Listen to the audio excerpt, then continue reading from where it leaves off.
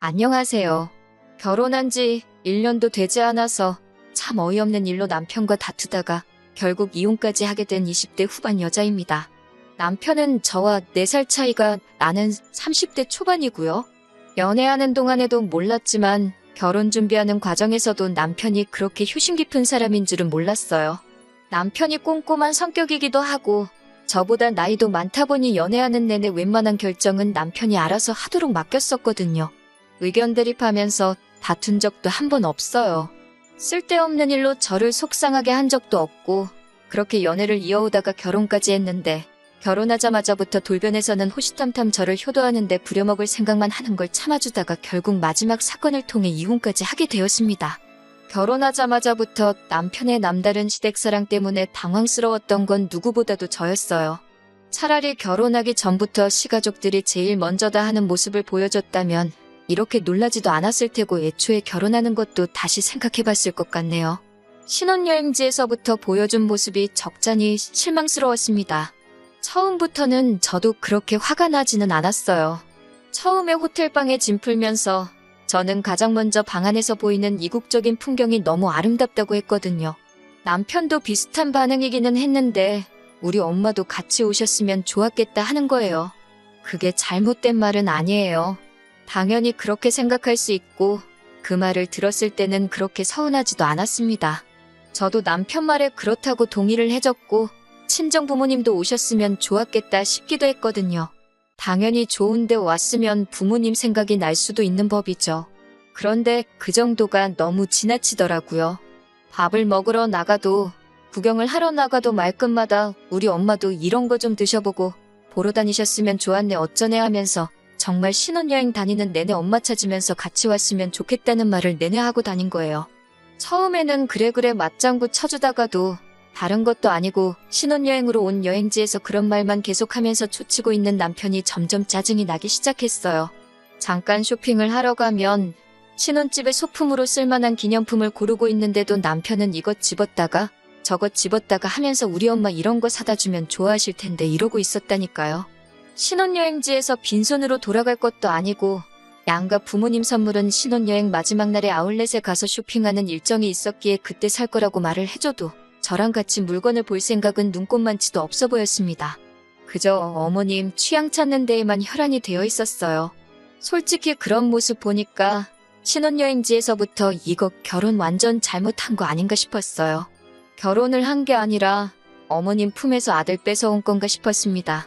그런데 정말로 신혼여행 후에는 남편한테 확실히 한마디 해야겠다는 생각이 들 정도로 큰일이 생겼어요. 예정대로 양가 부모님께 드릴 선물을 사러 아울렛에 왔습니다. 한국이랑 다르게 명품들이 그냥 일반 매대에 덩그러니 걸려있더라고요. 도난방지택이 달려있기는 했는데 그래도 명품인데 흠집나는 게 걱정되지도 않나 싶을 정도로 마구잡이로 진열을 해놨더라고요. 아무튼 예산 안에서 최대한 좋은 선물, 그러니까 너무 싸지도 않고 퀄리티도 괜찮은 물건 건지려고 여기저기 돌아다니면서 정말 열심히 쇼핑을 하고 있었습니다. 그런데 남편이 저보고 잠깐 와보라면서 이거 우리 엄마 사주면 어떠냐며 시어머니 드릴 물건이라고 보여주더라고요. 어이가 없는 게 아울렛인데도 불구하고 가격이 400만 원이 넘는 가방이었습니다. 자기가 이것저것 다 들춰본 결과 이것보다 비싼 것은 없었다고 하는 거예요. 남편한테 우리 예산이 지금 얼마인지나 알기나 하냐고 이거 어머님 사드리면 친정부모님은 물론 아버님 선물도 아무것도 못 산다고 말해줬어요. 그러니 남편이 하는 말이 우리 아버지 선물은 열쇠고리 같은 기념품이면 된다고 하면서 대수롭지 않게 넘겨버리는 거 아니겠어요? 친정부모님 거도 포함된 예산이라고 말하지 않았느냐고 하니 친정부모님 걸 왜 사냐는 듯한 반응을 보이더라고요. 결혼할 때 우리 집에서 돈을 더 많이 했으니 당연히 장인장모님은 포기를 하시는 게 맞다는 식으로 말을 하더라고요. 남편의 그 한마디 덕분에 첫 부부싸움을 신혼여행지에서 하게 되었어요. 사실 남편 계산법도 웃긴 게 당장 결혼할 땐 남편과 시부모님이 해온 게 1억입니다. 전세금 맞춘다고 저와 친정에서 3천을 했고요. 남편은 전세금만 계산을 하고 저런 소리를 하는 거였어요. 당연히 저희 쪽에서 혼수로 2,500을 했고 결혼 후에 타고 다닐 자동차 한 대 해주셨습니다. 그것만 합쳐도 이미 남편 쪽과 금액이 똑같아졌어요. 거기에 리모델링 한다고 2천만 원 정도를 더 지출했고 좀 부끄럽다고 천정어머니께서 예단으로 이미 괜찮은 가방 하나 보내드렸어요. 하나하나 콕콕 집어서 남편한테 다시 설명해줬어요. 계산이 이런데도 아직 그딴 소리가 나오냐 싶었는데 남편은 어이가 없게도 자동차는 우리가 둘 다 타고 다닐 거니까 계산을 하면 안 된다는 말도 안 되는 헛소리를 하는 겁니다. 그럼 집에서는 우리 둘 다 같이 사는 거 아니냐고, 그러면 집도 계산하면 안 되는 거 아니냐고 했더니 문은리로 집이랑 차가 같냐고 하면서 성질을 팍 내더라고요. 결국 본전도 못 찾고 선물은 제가 양가 어르신들께서 오래오래 잘 쓰실 만한 걸로 하나씩 골라 같은 금액대에 선물을 해드렸습니다. 아무튼 신혼여행지에서 이런 일이 있다 보니 저도 걱정이 되더라고요. 돌아오는 비행기에서도 고민을 많이 했어요. 아니나 다를까 귀국을 해서도 난리를 치더라고요. 신혼여행에서 돌아온 게 토요일 저녁이었습니다. 선물 살 때는 자기가 고른 거 안 사고 싸구려를 샀다면서 그렇게 싫어하더니 다음날 아침이 되니까 빨리 시댁에 가자고 하는 거예요. 아직 여독도 안 풀린 상태고 저나 남편이나 곧바로 다음날 출근을 해야 했었거든요. 양가 부모님께는 이미 전날에 도착했다고 잘 다녀왔다고 말씀드리고 그 다음 주쯤에 인사드리러 찾아뵙겠다고 미리 연락을 드린 상황이었는데도 선물을 빨리 드리고 싶다면서 시댁만이라도 먼저 다녀오자고 우기는 거예요. 그때 남편하고는 확실하게 단판을 짓지 않으면 안 되겠다는 생각이 들었어요. 오직 시댁, 특히 시어머니만을 위한 저 억지를 있는 대로 받아줬다가는 분명히 엄청난 부메랑이 돼서 저한테 돌아올 것을 알고 있었기 때문입니다. 한시바삐 시댁에 가자는 남편을 불러서는 조곤조곤히 이야기를 했어요. 아직 우리 혼인신고도 올리지 않았다. 당신을 위해 시댁을 가주는 거 어렵지 않지만 여행지에서 보였던 모습과 지금 이 모습을 보니 지금 당장 혼인신고를 올리면 안 된다는 생각밖에 들지 않는다고. 그래도 기어이 시댁에 가야겠다면 말리지 않겠다고 대신 혼자 다녀오라고 했습니다. 그래도 눈치는 있는 건지 제가 심기가 많이 불편하다는 걸 깨달은 남편은 시댁에 가자고 더 조르지는 않더라고요. 그 뒤로부터 드디어 남편이 제 눈치를 보기 시작했어요. 그래서 저도 일단은 혼인신고는 좀 더 같이 살아보고 지켜본 뒤에 해야겠다는 생각이 들었습니다. 그나마 다행인 건 남편이 그런 게 어딨냐고 좀 투덜거리기는 했지만 제 의사를 존중해줬다는 거예요. 막상 약속드린 대로 그 다음 주에 시부모님을 찾아뵈었는데 선물 보고도 크게 별다른 말씀도 없으셨고 피곤할 텐데 억지로 시간 보낼 필요 없다면서 얼른 집에 들어가라고 하실 정도로 싱겁게 끝이 났었습니다. 그래도 그때부터 남편이 제 눈치를 보기 시작한 건지 아니면 언제 또 시작하려고 간을 보기 위한 건지는 모르겠지만 한동안 잠잠했어요. 덕분에 아무런 의견 충돌이 없으니 남편은 어떻게 생각했는지 모르지만 저는 정말 그제서야 신혼 분위기가 나는 것 같고 집에서 같이 밥만 먹어도 행복했어요. 그런데 시간이 차츰 지나다 보니 남편도 하루빨리 효도가 하고 싶어서 몸이 달았었나 봐요. 제가 사실 결혼하기 전부터 동생하고 같이 모으고 있던 돈이 있었습니다. 그렇게 둘이 모아서 부모님 해외여행을 보내드릴 계획이 있었거든요. 그게 적금이 만기가 돼서 그 돈이 잠깐 제 통장에 들어오게 되었어요. 아직 여행 비용을 모으기에는 조금 모자란 감이 있어서 적금을 한 번 더 들어야 하는 상황이었습니다. 그 목돈을 제가 관리하는 방법도 있었지만 아무래도 결혼을 했다 보니 따로 목적 자금을 위해 돈을 관리하기 조금 그런 부분이 있어서 동생한테 바로 그 돈을 송금해줬어요. 그런데 남편이 그 사실을 알게 된 겁니다. 그 돈이 무슨 돈인진 몰랐지만 한 번에 큰 돈이 동생 통장으로 넘어가니 남편도 그게 궁금해서 물어보지 않을 수가 없던 거예요. 남편에게는 친정부모님 여행 때문에 결혼하기 전부터 모으던 돈이라는 설명을 해줬습니다. 그러자 남편은 우리 엄마는 해외는커녕 그 흔한 제주도도 한번 가보신 적 없다면서 자기도 시부모님 여행을 보내드리고 싶다는 거예요. 저야 결혼하기 전부터 몇 년 동안 모은 돈이니 그럼 지금부터라도 용돈에서 일부 빼가지고 모으라고 했습니다. 그랬더니 또 그게 불공평하다는 겁니다. 자기 용돈에서 얼마를 뺀다고 두 분 여행 보내드릴 돈이 모이겠냐고요? 그렇게는 억울해서 못하겠다면서 제가 저희 부모님 여행을 보내드릴 거면 자기도 자기 비상금을 열어서 부모님 제주도 관광이라도 시켜드려야겠다는 겁니다. 여행을 보내드린다는 말보다 결혼한 지 얼마나 됐다고 벌써부터 딴 통장 만들어서 비상금을 굴리고 있는지 어이가 없었어요.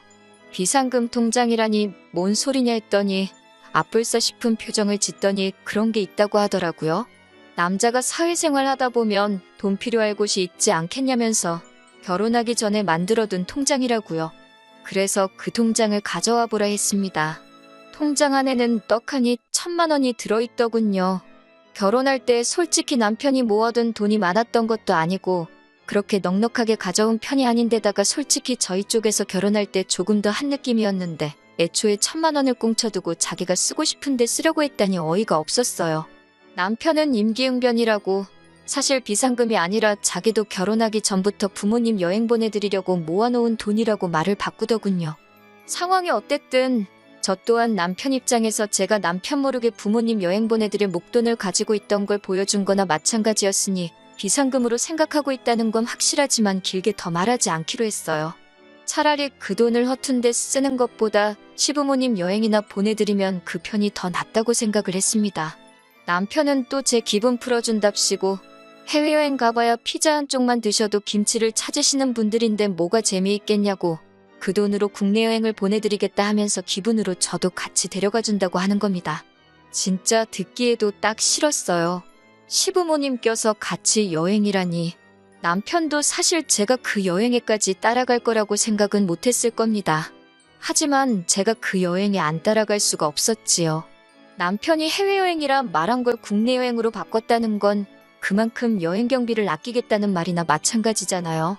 그렇게 되면 남편은 분명히 1,000만 원이라는 비상금이 많이 남게 될 텐데 그 상황에서 남편이 또 그 돈을 은닉해버린다면 그 돈을 가지고 남편이 어디다가 어떻게 쓸지 너무 눈에 선하고 그렇지 않더라도 어디 갔다가 퇴근이라도 말없이 늦게 하거나 하는 날에는 저 혼자 집에서 전전긍긍하면서 남편을 의심하고 있을 거라는 생각이 들었거든요. 그래서 결국 울며 겨자 먹기로 그 여행을 따라가게 되었습니다. 신혼여행 때문에 얼마 남지도 않은 연차를 써서 주말을 끼고 4박 5일 여행을 다녀오기로 했어요. 그리고 여행지에서 벌어진 일 때문에 저는 결국 남편과 이혼을 결심하게 되었습니다. 남편 말대로 시부모님께서 특히 시어머니께서는 결혼 후에 어디 한번 제대로 놀러가 보신 적이 없던 것 같아요. 비행기도 처음 타보신다고 하고 이렇게 나오는 게 처음이라고 하더라고요. 그래서 많이 신이 나 보이셨습니다. 저렇게 좋아하시니 과정이 어떻게 되었든 차라리 잘 되었다 생각하고 저도 따라온 김에 마음 비우고 재미있게 놀다 올 생각이었어요. 그런데 도착하자마자 남편이 저한테 이제 어디로 가냐고 물어보는 겁니다. 알고 보니 남편은 비행기랑 숙소만 예약해놓고 일정은 하나도 알아보지 않았더라고요. 왜 안 했냐니까 그런 건 당연히 제가 알아봐야 하는 거 아니냐고 하는 겁니다. 시부모님이 계시니 크게는 말 못하고 당신 부모님 효도관광을 왜 내가 알아봐야 하냐고 작은 목소리로 따졌어요. 그러니 남편이 그런 건 보통 여자가 알아봐야 한다면서 아무것도 안 알아보고 몸만 따라온 거냐면서 아주 식충이만도 못하다고 하더라고요. 어떻게 몸만 따라올 수 있냐고 하면서 말이죠. 그렇다고 남편이 뾰족한 수가 있어 보이지가 않아서 급한 대로 제가 인터넷에 검색해서 맛집부터 찾아 식사를 먼저 했네요. 그래도 어머님이 기뻐 보이시니 그냥 그런 대로 분위기 맞춰가며 참아보기로 했어요. 어머님도 오랜만에 나오셔서 좋은지 아버님이 아니라 남편을 이리저리 붙들고 다니시면서 여기 좀 봐라 저기 좀 봐라 하면서 너무 좋아하시더라고요. 그래도 또 며느리라고 제가 어머님 수발들며 여행지에서 따라다니고 해야 할 줄 알았는데 아들만 저렇게 찾으시니 그 점은 편했습니다. 그런데 점점 그게 너무 지나치다 싶을 정도였어요. 어딜 가다가 사라져서 찾아보면 둘이서 사진 찍느라 신나고 레저 같은 거 하러 갈 때도 둘이서 짝지어서 다니고 누가 보면 아들하고 둘이서 놀러 온 줄 알겠다 싶을 정도로 저나 아버님은 안중에도 없고 둘이서만 신이 난 거예요. 어머님이 처음 여행을 와서 좋아하시는 건 저도 기뻤지만 사실 아들이 부모님 생각에 여행을 보내드리려 돈을 모은 게 아니라 어디 허튼 데 쓰려고 숨겨둔 돈을 알아내 결국 제 덕분에 여행을 오신 거나 마찬가지인데도 어머님은 계속 아들이 최고다. 아들 덕분에 내가 이런 데도 다 와본다 하면서 아들 고마워. 아들 고마워만 연신 외치고 계셨어요. 기분 좋게 계시는 걸 망치고 싶지는 않아서 저도 참고 있었고 사실 저는 여행 다니면서 다음에는 어딜 다녀와야 하나 핸드폰으로 가이드 노릇하느라 그런 거 신경 쓸 겨를도 없었습니다. 첫날 숙소에 와서도 저는 아주 어디 구경해야 되나 알아보고 그러느라 아주 녹초가 되어 있는데 남편은 저한테 고맙다는 말도 없이 어머님하고 야식 먹으러 간다고 나가서는 들어오지도 않더라고요. 결국 첫날에는 잠도 혼자 자야 했습니다. 둘째 날도 똑같이 제가 짜놓은 계획대로 움직이게 되었고, 어쨌든 다들 즐거워하는 분위기라 대충 참기로 했는데 점심 식사 마치고 잠깐 숙소로 돌아오니 어머님께서 제게 꺼내신 말이 아주 가관이었네요. 저보고 오늘부터는 어머님하고 제가 서로 방을 바꿔서 자자는 겁니다. 오랜만에 아들하고 자고 싶다고요. 웬만해서는 저처럼 분위기 맞춰주고 힘들어하시던 아버님도 그 말에는 눈이 휘둥그레지셔서는 그게 무슨 말이냐 하더라고요. 어머님은 아무렇지도 않게 방에 침대도 2개인데 오랜만에 아들하고 오붓하게 시간 좀 보내려고 하는데 뭐가 문제냐라는 식으로 나오시더라고요. 그래서 제가 어머님한테 그래도 제가 아버님하고 같은 방에서 자는 건 조금 그렇지 않냐고 했더니 남편이 불편하기는 뭐가 불편하냐고 가족끼리인데 너 지금 무슨 생각을 하고 있냐 하는 겁니다. 그러면서 한다는 말이 저는 친정아버지랑 같은 방 쓰는 것도 불편하냐고 물어보는 거예요. 남편에게 그러면 당신은 나중에 우리 엄마랑 둘이서 같은 방을 쓸 수 있겠냐고 물어보니 자기는 가족끼리니까 아무런 문제가 없다는 겁니다. 자꾸 저보고 이상한 상상하지 말고 어머님이 시키는 대로 하자는 거예요. 저는 끝까지 미쳤냐고 그렇게는 못하겠다고 했습니다. 그러더니 남편이 씩씩대면서 저를 한쪽으로 불러내더니 진짜 여기까지 와서 그래야겠냐고 하면서 자기 엄마 기분 좀 맞춰주라고 하는 겁니다. 여행 계획도 다 짜주고 있지 않냐. 여기서 뭘 더 어떻게 맞춰줘야 하겠냐니 남편이 그러면 얼른 프런트에 내려가서 제 돈 주고 방을 하나 더 잡으라고 하네요. 저 때문에 다 망쳐버리고 싶지 않다면서요. 그때 머릿속에서 뚝 소리가 나면서 제 인내심의 한계가 끊어지는 듯한 느낌이 들었습니다. 그 자리에서 다 뒤집어 엎어버리고 싶었는데 꼭 참고 알겠다고 말하고 내려왔어요. 프런트로 와서 방을 하나 더 잡아주는 대신에 저는 그 길로 렌트카 끌고 공항으로 가서 비행기표 끊고 혼자 집으로 돌아왔습니다. 저보고 지금 어디냐고 아주 전화기에 불이 날 정도로 연락을 하더군요. 전화로 사과라도 하려나 싶어서 미친 듯이 걸려오는 전화를 받으니 다짜고짜 저한테 욕부터 하기 시작하더군요. 그러면서 하는 말이 자기가 어머님을 챙기고 있으니 제가 아버님 좀 챙겨주면 좀 좋냐고 하면서 끝까지 자기가 무슨 잘못을 한 건지도 모르고 큰 소리를 치고 있더라고요. 그래서 여기까지가 끝이라고 했습니다. 어차피 혼인신고도 안 한 거 그냥 결혼 무르자고 했어요. 이깟 전셋집 필요도 없으니까 내 돈 2천만 원 들어간 것만 돌려달라고 했습니다. 차는 제 돈으로 샀으니 제가 가져갈 거고 혼수도 마침 저희 부모님 집 가정가구가 다 낡았는데 이참에 전부 다 가져가서 새 걸로 교체해드린다고 했어요. 예단으로 어머님한테 가방 드린 게 있으니 그건 도로 가져가지는 않겠지만 가정가구들 가져가면서 드는 이사 비용은 다 내라고 했습니다. 그렇게 안 하면 내가 이혼녀가 되는 한이 있더라도 내가 가진 모든 걸 털어서 사실혼 증명하고 이혼소송에서 위자료에 재산분할까지 싹 다 해서 가져갈 거라고요. 그렇게 전화를 끊으니 여행지에 있는 어머님도 아버님도 번갈아 가면서 전화를 거시면서 저한테 좋은 게 좋은 거 아니겠냐고 아들 좀 용서해달라 하시더군요. 어머님께는 남편이 어머님 생각하시면서 저런 게 한두 번이 아니라고 이미 눈 감아주기에는 너무 멀리 왔다 말씀드렸어요. 어머님과 저를 사이에 두고 남편한테 선택을 강요하는 악처가 되고 싶지도 않고 어머님으로부터 아들을 뺏어오고 싶지도 않으니 도로 돌려드리겠다고 했지요. 결국 지금은 다 정리가 돼서 제가 원하는 방식으로 남편과는 갈라서게 되었습니다. 남편은 보증금 때문에 나가지도 못하고 아무것도 없는 빈집만 두고 돈이 묶여있는 상태고 저는 말씀드린 대로 가정가구며 싹 다 가지고 친정으로 돌아와 살고 있어요.